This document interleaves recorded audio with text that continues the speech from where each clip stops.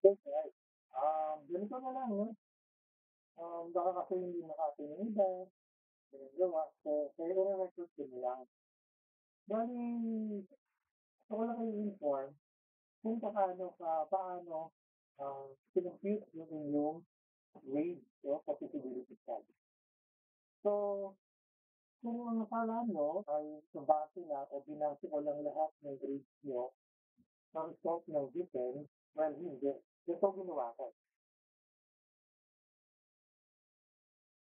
Hinati ko siya sa tatlo. Okay? The leaders evaluation, 20%, manuscript, 20%, defense, 60%. So, bakit? Sure. Kasi yung defense, dahil hindi naman ganun kataas lahat ng score. Merong ako ng 78, 80, 82. Kapag yun, na yun ang gagamitin ko, mabaga yung diversity. That's why, ginamit natin yung mga pinag-video. Sir, pinag-book namin, wala naman kami pinag-book. Yung leader ay nagkakabit nun. Yung every chapter. No. Ah, yung manuscript, which is 20%, ito yung mga sinabmit na article editor, yan, presentation na, justify, yung sa konti-konti na sinabmit. Yan. Plus, siyempre yung pinaka-manuscript, yung full manuscript. So, yan ay 20%. So, dito, may chance na pwede ko siyang hapakin. Okay, so pwede ko hapakin yan na, okay, nakakapag-compete naman sila. Oh, yeah. So, hindi namin sila maganda. Yun. Then, yung leaders evaluation, ito yung evaluation ng mga leader doon sa inyong person. Now, you don't need to worry kasi meron naman silang ginamit na yun. Meron ng matrix na. So, nakabase yan sa how you perform and how you operate with the system.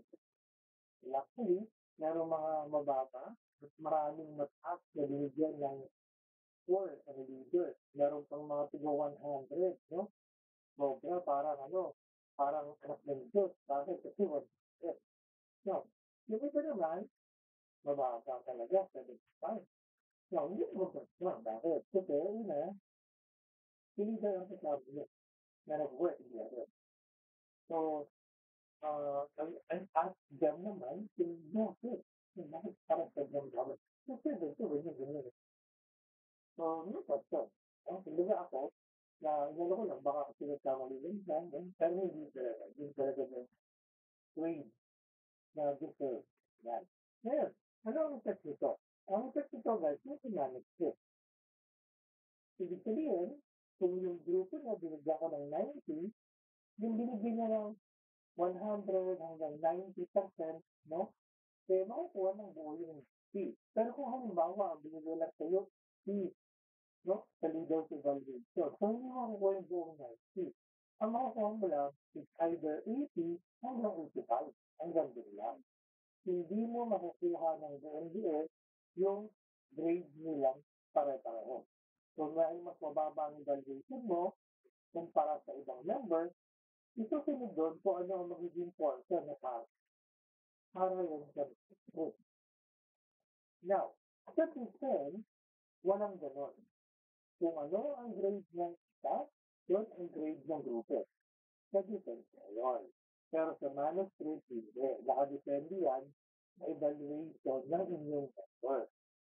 So, kumbaga, ang assumption ko is that sa defense, yung pare-pareho kayo nandun, lahat kayo ay may equal chance na tanungin at lahat kayo ay may equal chance na tinanong.